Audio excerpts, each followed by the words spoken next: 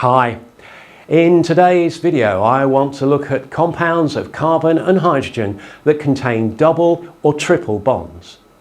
When it comes to naming these compounds, I'll be using some of the information from my previous video on alkanes.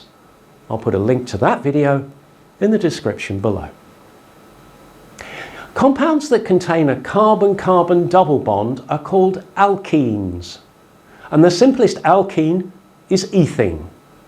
Because each carbon is now linked to only 3 other atoms, notice how the shape of the molecule is different than in alkanes. The 2 carbons and the associated hydrogens are all in a plane. The geometry around a double bonded carbon is a triangle rather than the more 3-dimensional arrangement in alkanes. The other difference to alkanes is that rotation around the carbon-carbon double bond is impossible, at least without breaking one of the 2 bonds. This locks the molecular shape around the double bond in place. Notice that having one double bond means that we move away from the general formula for alkanes. The presence of a double bond means that the molecule has 2 less hydrogen atoms than when compared to an alkane. This is why we use the term unsaturated. We could add more hydrogen to saturate it. We need to consider how to name these compounds. Much of the method of doing this is the same as for alkanes, but with important differences. We'll start with a fairly simple molecule with the molecular formula C4H8. Now this molecule has a straight chain with 4 carbons in it, so it's based upon butane. However, it's an alkene, so its name is butene. The ENE at the end denotes the presence of a double bond.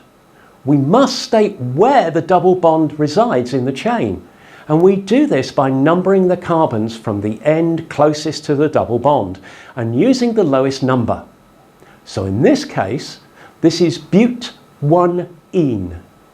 There is another structural isomer with the same molecular formula. Here it is. It is similar to our previous molecule, but the double bond is in a different place. This is but2ene. Now this looks like a different molecule, but remember our rule about numbering from the end closest to the double bond. If we do this, we discover that this molecule is but1ene, which we've already seen. All fine and dandy, but complications can arise when our hydrocarbon has an unsaturation and a branch. To examine this, let's use the molecular formula C7H14. This molecule is reasonably straightforward to name. The longest chain contains 6 carbons, so this is a hexene. We must specify the position of the double bond, remembering that we number from the end closest to the double bond. So in this case it's between carbons 2 and 3, so this is hex2ene. All we need to do now is describe the position of the methyl branch. The branch is attached to the 4th carbon, so the full name of this compound is 4-methyl hex2ene. Here's a very similar looking molecule. It's just that the double bond is in a different place. So it's tempting to start by describing this molecule as based upon hexene. However, when naming unsaturated compounds, we first look for the longest chain that contains the unsaturation. In this case, that's a chain that contains 5 carbon atoms. So this is a pentene. As before, we number the carbons from the end closest to the double bond, so our parent compound is pent1ene. Now we include the branch, which has 2 carbons and is therefore an ethyl branch. And we give its location on the parent compound to yield 2-ethyl pent1ene. The number of structural isomers of alkenes rises rapidly as the number of carbons increases. Also, with more carbon-carbon bonds comes the possibility of more carbon-carbon double bonds. As we have it so far, our naming convention only allows for one double bond, so we'd better have a look at a molecule with more than one. Here's a reasonably small molecule with two double bonds. We say that it is polyunsaturated. It has 5 carbons in the chain, so it is a pentene. Since there are 2 double bonds, this type of molecule is called a diene.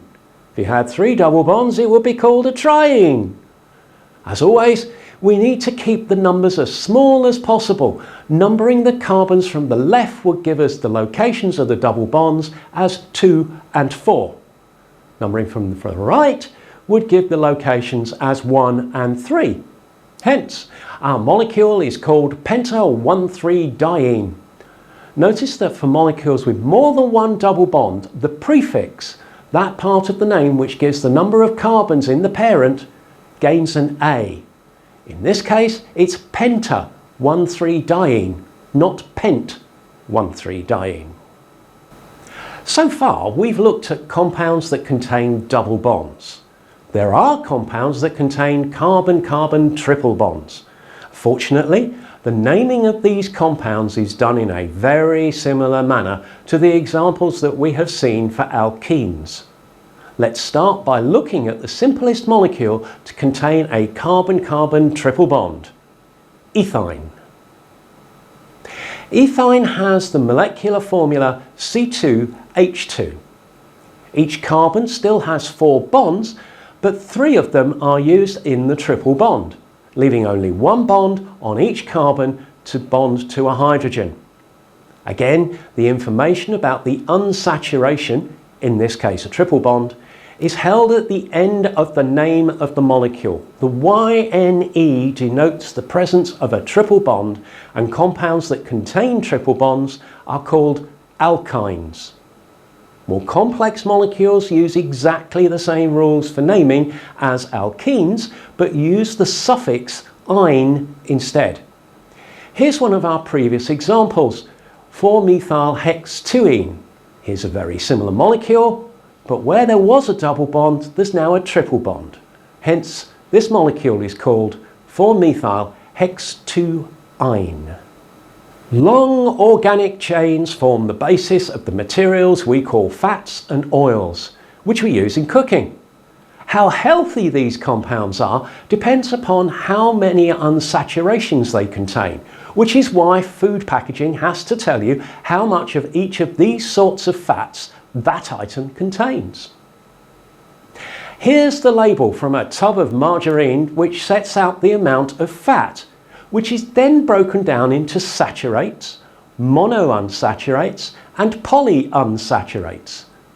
And who analysed the margarine to discover what these numbers were? Why, a chemist, of course.